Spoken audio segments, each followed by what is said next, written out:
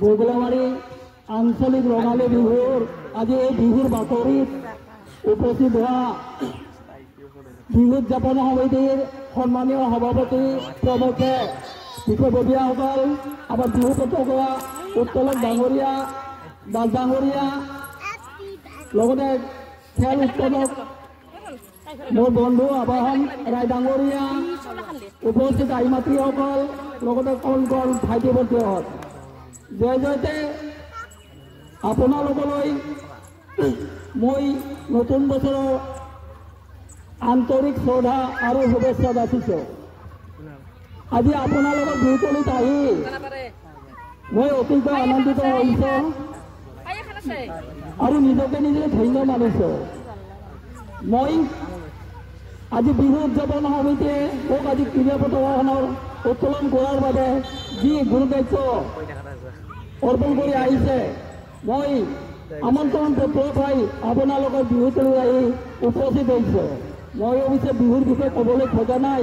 ইতিমধ্যে আমাৰ বিহু উদযাপন সমিতিৰ সভাপতি ডাঙৰীয়াই আমাৰ বিহুৰ বিষয়ে বহুতো বহুমূলীয়া ভাষণ ৰাখিলে। মই এজন ক্ৰীড়া অনুৰাগী, য'ত কিঞ্চিত হ'লেও মই ক্ৰীড়াৰ অকণমান কম। ক্ৰীড়া হ'ল বিশ্বৰ অতি জনপ্ৰিয় মনোৰঞ্জন ধৰ্মী শাৰীৰিক আৰু মানসিক উৎকৰ্ষৰ প্ৰধান আহিলা। বিভিন্ন ক্ৰীড়াৰ জৰিয়তে আজি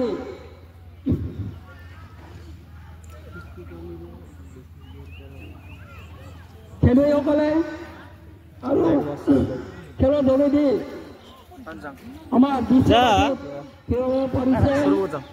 মই অন্য দেশৰ কথাই নকওঁ, আমাৰ ভাৰতবৰ্ষৰে মহান ক্ৰিকেটাৰ সুনীল